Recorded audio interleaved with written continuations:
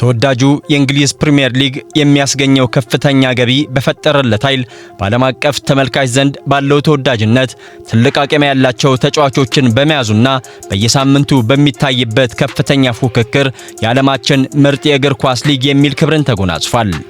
ይህ ሊግ በአውሮፓ ከሚገኙ 5 ታላላቅ ሊጎች የመሪነቱን ቦታ ሲይዝ ቀዳሚ ከሚሆንባቸው ጉዳዮች አንዱ የጨዋታ ቀን የትኬት ሽያጭ ነው።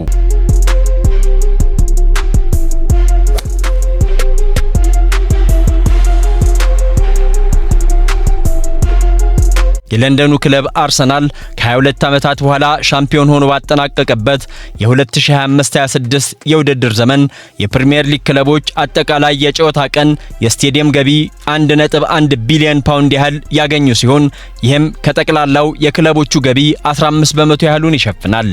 ሊጉ መጠናቀቁን ተከትሎም በጨዋታ ቀን በሚሸጡት ቲኬትና በስቴዲየም ተገኝተው ጨዋታዎችን በሚከታተሉ ታዳሚያን ብዛት ከአንደኛ እስከ 5ኛ ያሉትን ክለቦች ልንቃኝ ወደደን። አብራችሁን ሆኑ። የዓመቱ የውድድር ዘመን መጠናቀቁን ተከትሎ በ2025-26 የውድድር ዘመን ከጨዋታ ቀን የስቴዲየም ቲኬት ሽያጭ ከፍተኛ ገቢ ያገኙ 5 ክለቦች ይፋ ሲሆኑ ሻምፒዮኑ አርሰናል በየጨዋታው በስቴዲየም በተገኙ ተመልካቾች ቁጥር በ3 ክለቦች መበለጡ አስገራሚ ሆኗል። በገቢው ረገድ ግን በዓመቱ ቀዳሚው ክለብ ለመሆን ችሏል። ከአምስተኛው ጀመርን።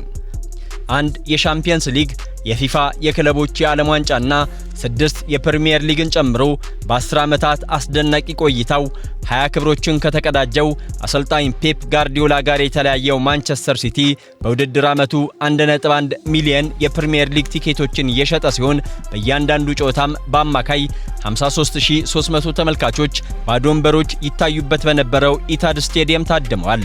በዚህም ክለቡ ከ120 ሚሊዮን ፓውንድ በላይ ገቢ ማግኘት ችሏል።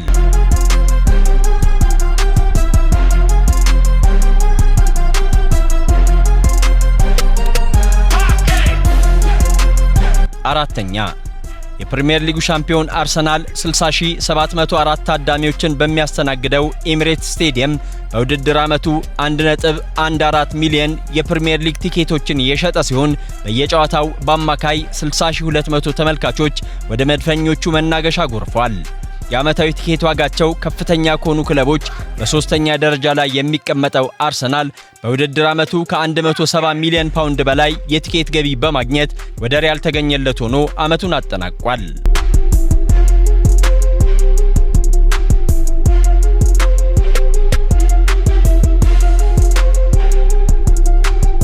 ሶስተኛ የመርሲሳይዱ ሊቨርፑል። ታማኝ ደጋፊዎቹ ዩል ኔቨር ዎክ አሎን በሚለው ዝማሪያቸው ይታወቃሉ። ስታዲየማቸው አንፊልድ ሮድ፣ የቡድኑ ቅጽል ስምም ቀዮቹ ነው።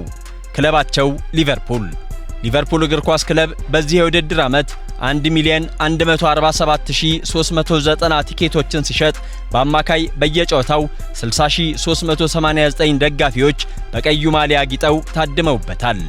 ባለፈው የውድድር ዓመት በቀድሞ ጀርመናዊ አሰልጣኝ የርገን ክሎፕ የጨዋታ ስልት ተጠቅመው የፕሪሚየር ሊጉ ሻምፒዮን እንደሆኑ የሚነገርላቸው ሆላንዳዊ አሰልጣኝ አርነ ስሎት ወጥ አቋም ለማሳየት እጅግ ቢቸገሩም የመርሲሳይዱ ክለብ ሊቨርፑል ግን በየጨዋታው 3.1 ሚሊዮን ፓውንድ በዓመቱ በጠቅላላውም 116 ሚሊዮን ፓውንድ ወደ ካዝናው ከቷል።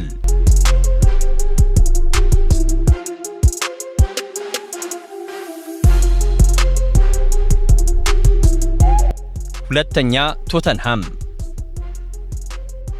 ከ7 ዓመታት በፊት ዋይት ሃርት ሌይን ለቆ በዋና ከተማዋ ለንደን ሰሜናዊ ክፍል ግዙፉን የክለብ ስቴዲየም ያስገነባው ቶተንሃም ሆትስፐር ምንም እንኳን እስከ መጨረሻው የጨዋታ ቀን በመውረድ ስጋት ውስጥ ቢቆይም ታማኝ ደጋፊዎቹ ግን ከጎኑ አልተለዩም። 1,159,052 ቲኬቶችን የሸጠው ቶተንሃም የምንጊዜም ተቀናቃኙ አርሰናል ሻምፒዮን በሆነበትና በውጤት ባሽቆለቆለበት አስከፊ ዓመት በየጨዋታው በአማካይ 61600 ተመልካቾች በስቴዲየሙ ታድመዋል። ዓመታዊ የቲኬት ገቢውም ከ140 ሚሊዮን ፓውንድ በላይ ሆኗል።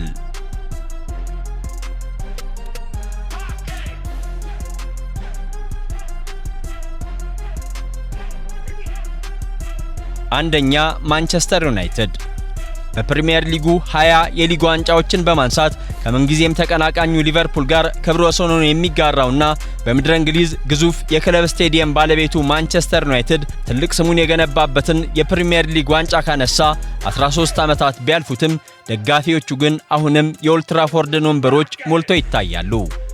ስቴዲየሙ መያዝ ከሚችለው በአማካይ 3000 ደጋፊዎች ቢጎድሉም በዓመቱ ግን ከፍተኛ ታዳሚዎች የተገኙበት ሆኗል።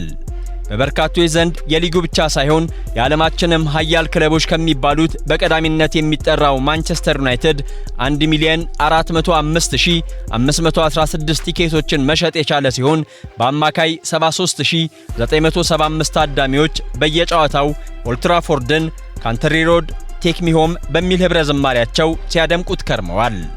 ክለቡ በተጠናቀቀው የውድድር ዓመት ከቲኬት ሽያጭ ብቻ 135 ሚሊዮን ፓውንድ አግኝቷል።